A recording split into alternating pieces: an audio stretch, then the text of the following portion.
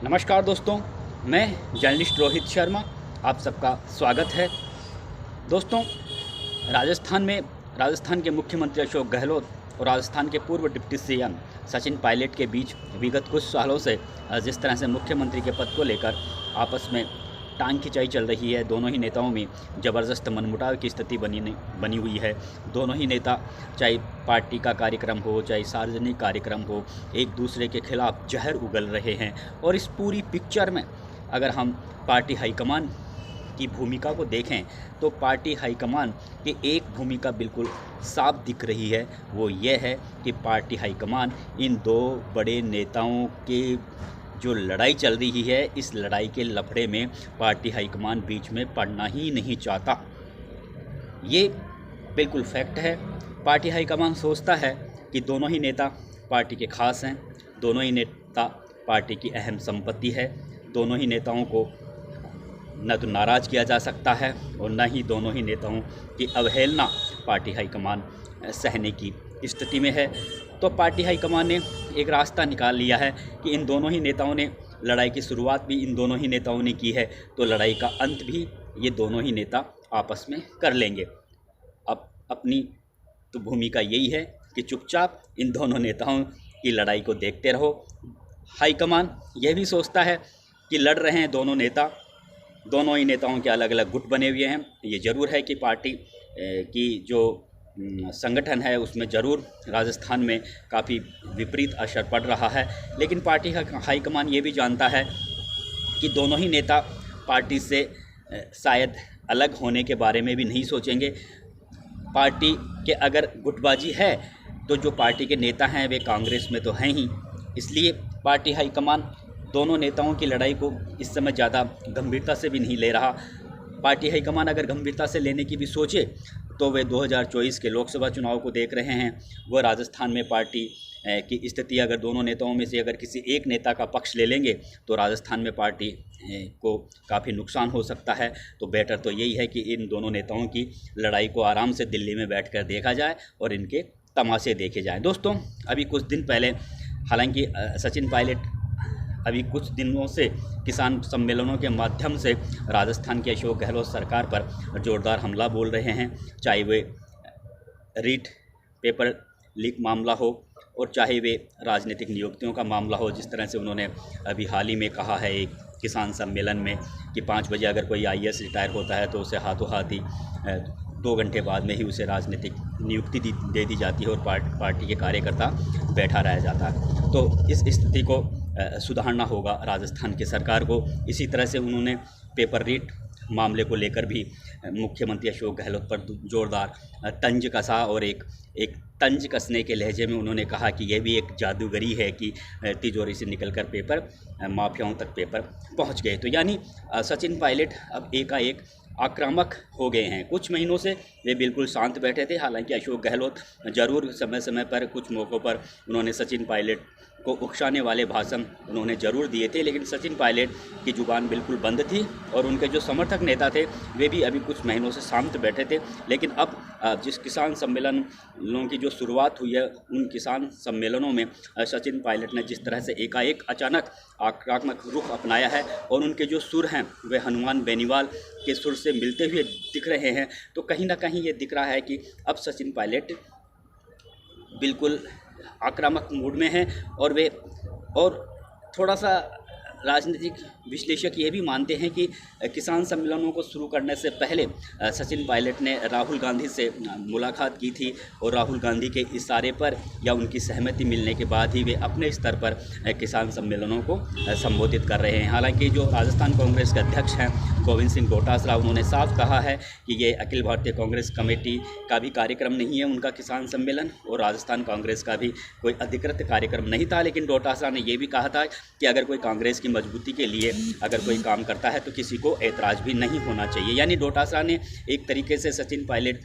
की इस मामले को लेकर, किसान सम्मेलनों को मामले को लेकर उन्होंने बुराई भी नहीं की थी, लेकिन उन्होंने इस मीटिंगों को ज़्यादा अच्छा भी नहीं बताया था। लेकिन ये बात ज़रूर है कि सचिन पायलट अब पहले की तुलना में ज़्यादा आक्रामक हो गए हैं। अब ये आक्रामक क्यों हुए हैं, ये एक बहुत बड़ी बात है, क्योंकि इन किसान सम्मेलनों से पहले उन्होंने राहुल गांधी से मुलाकात की थी। और सचिन पायलट एक ऐसे शख्स हैं कि बिना कांग्रेस के बड़े नेताओं के इशारे पर वे इस तरह से अचानक सरकार पर हमला बोलने के लिए वे बिल्कुल खुद को तैयार भी नहीं कर पाते। लेकिन कहीं ना कहीं उन पर किसी बड़े आदमी का हाथ है, इसलिए वे लगातार अब अशोक गहलोत सरकार पर हमला बोल रहे हैं। फिर वे हमला बोले, लेकिन कांग्रेस हाईकमान की स्थिति अभी भी जो स्थिति भूमिका कांग्रेस हाईकमान इन दोनों नेताओं के झगड़े में जो भूमिका पहले निभाता आ रहा है, वैसे ही भूमिका वह अभी निभाएगा। और ये फैक्ट है कि हाईकमान इन दोनों नेताओं की लड़ाई के बीच में कूदेगा भी नहीं, क्योंकि हाईकमान ये जानता है कि अशोक गहलोत भी पार्टी के काफ़ी सीनियर नेता है। राष्ट्रीय अध्यक्ष पद के लिए एक तरह से उनका नाम भी फाइनल हो गया था। राजस्थान के तीसरी बार मुख्यमंत्री बने हैं। राजस्थान के अधिकांश विधायक, कांग्रेस पार्टी के विधायक उनके पक्ष में हैं। राजस्थान कांग्रेस में भी उनकी अच्छी पकड़ है। पीसीसी चीफ गोविंद सिंह डोटासरा से भी उनके बहुत अच्छे बेहतर तालमेल हैं। तो अगर इस स्थिति में अगर अशोक गहलोत के खिलाफ अगर कोई एक्शन लिया जाता है तो निश्चित रूप से राजस्थान कांग्रेस में बगावत की स्थिति पैदा हो सकती है, जो पार्टी के लिए काफ़ी संकट पैदा कर सकती है, विधानसभा चुनावों में भी और लोकसभा चुनावों में भी। ठीक इसी तरह से अशोक गहलोत सोनिया गांधी के भी काफ़ी नज़दीकी रहे हैं। भले ही अभी जो घटनाक्रम जयपुर में हुआ था, मल्लिकार्जुन खड़गे ने मुख्यमंत्री आवास पर विधायकों की बैठक बुलाई थी और उस बैठक के बाद में विधायक कोई भी मल्लिकार्जुन खड़गे के पास उनके सामने हाजिर नहीं हुआ था उस मीटिंग में, विधायकों की मीटिंग में। तो उस प्रकरण के बाद में ज़रूर सोनिया गांधी थोड़ा अशोक गहलोत से खफा है, लेकिन इतनी भी खफा नहीं है कि वे बिल्कुल अशोक गहलोत को इग्नोर कर दे, क्योंकि सोनिया गांधी अशोक गहलोत की राजनीतिक कुशलता को भी अच्छी तरह से जानती है और एक बहुत ही पुराने संबंध हैं सोनिया गांधी के और अशोक गहलोत के बीच राजनीतिक संबंध हैं। तो सोनिया गांधी ये जानती है कि अभी अशोक गहलोत को छेड़ना या उन्हें इग्नोर करना ठीक नहीं होगा। तो सोनिया गांधी ने भी एक तरीके से, जब वे पार्टी के राष्ट्रीय अध्यक्ष थी, तो इतना कोई ज़्यादा उन्होंने बड़ा एक्शन अशोक गहलोत के खिलाफ नहीं उठाया था। हालांकि सचिन पायलट के खिलाफ ज़रूर, जब उन्होंने 2019 में पार्टी के खिलाफ बगावत की थी, 2020 में अशोक गहलोत सरकार के खिलाफ, तो जब समझौता हुआ था बाद में, तो सचिन पायलट से डिप्टी सीएम पद और प्रदेश कांग्रेस का अध्यक्ष का जो पद था वह ज़रूर ले लिया गया था। और उस समय स्थितियां भी कुछ ऐसी ही बन गई थी कि ये दोनों पद लेना ज़रूरी भी हो गया था। लेकिन उसके बाद से सचिन पायलट थोड़ा शांत भी बैठ गए थे, और लेकिन अशोक गहलोत लगातार उन पर हमला बोल रहे थे। हालांकि जो सचिन पायलट के जो समर्थक विधायक थे वे ज़रूर बीच बीच में बयानबाजी करके मामले को तूल देने की कोशिश कर रहे थे और बराबर प्रेशर बना रहे थे कि सचिन पायलट को राजस्थान में मुख्यमंत्री बनाया जाए, क्योंकि राजस्थान की जनता और गुर्जर समाज सचिन पायलट को ही मुख्यमंत्री पद पर बने हुए देखना चाहता है। और अगर सचिन पायलट को सीएम के रूप में आगे नहीं करेंगे तो अगले चुनाव में कांग्रेस को सफलता नहीं मिलेगी। लेकिन इसके बावजूद भी हाईकमान ये जानता है कि अशोक गहलोत के पास में इस समय नंबर गेम है और उन्हें बिल्कुल भी इस समय छेड़ा नहीं जा सकता।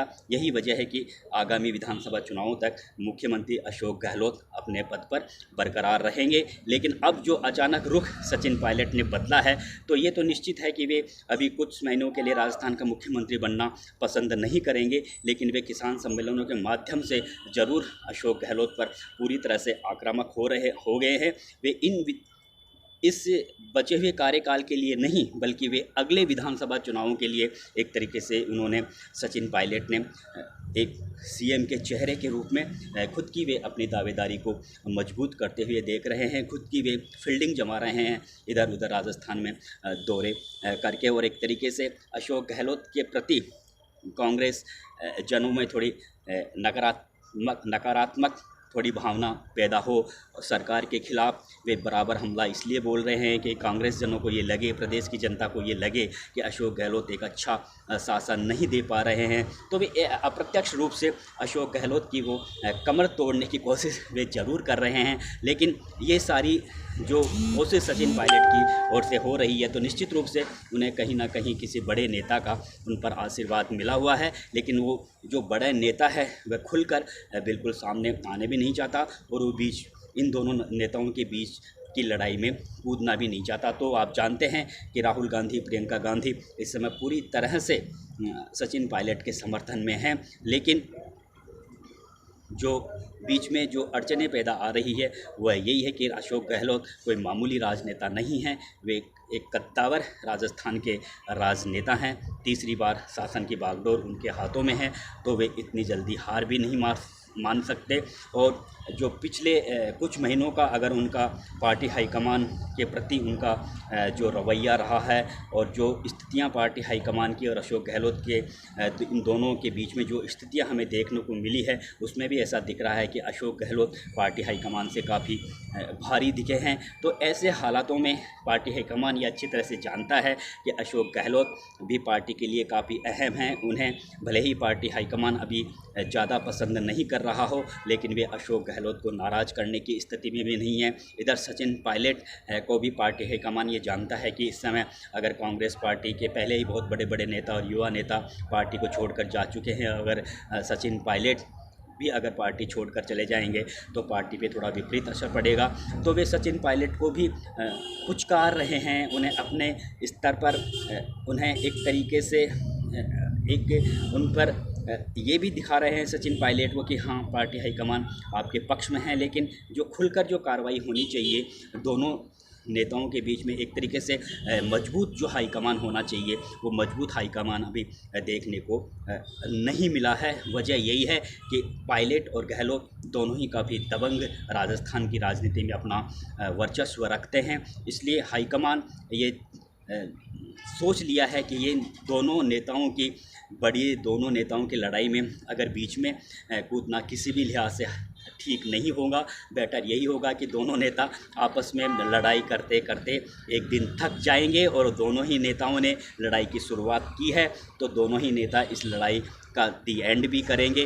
तो यही वजह है कि हाईकमान इस पूरे मामले में बिल्कुल मौन साधे हुए है। दोस्तों, आप सबको पता होगा कि जिस समय सोनिया गांधी पार्टी के राष्ट्रीय अध्यक्ष थी, उस समय मल्लिकार्जुन और अजय माकन को ये बीच में कांग्रेस में जो गहलोत और पायलट के बीच में जो लड़ाई चल रही थी, उस विवाद को सुलटाने के लिए, समझाने के लिए मल्लिकार्जुन खड़गे को और अजय माकन को जयपुर भेजा था।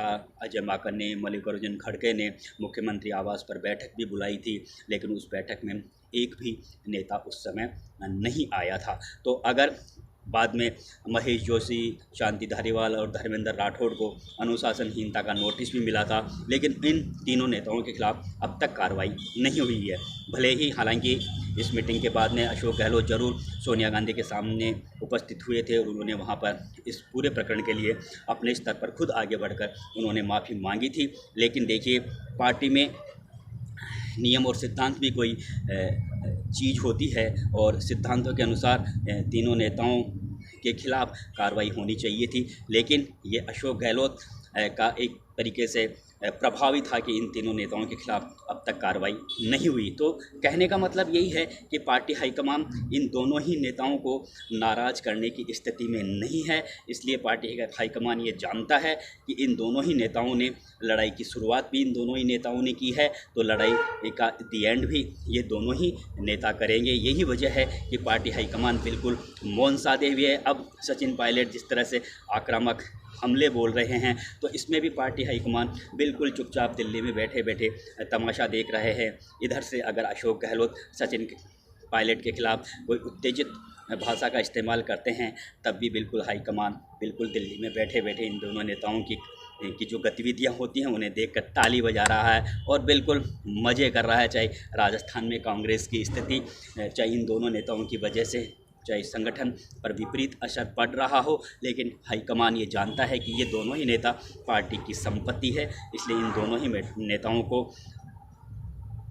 ही नेताओं में से किसी एक नेता का पक्ष लेना अभी ठीक नहीं होगा। बेटर यही होगा कि ये जो तराजू है, इस तराजू को बिल्कुल बैलेंस बनाकर रखा जाए, और ये तभी हो सकता है जब हाईकमान बिल्कुल चुप रहे। तो एक दिन ऐसा भी आएगा जब दोनों ही नेता अपने आप ही हार थक के बैठ जाएंगे और इस लड़ाई का दी एंड अपने आप ही कर लेंगे। नमस्कार दोस्तों।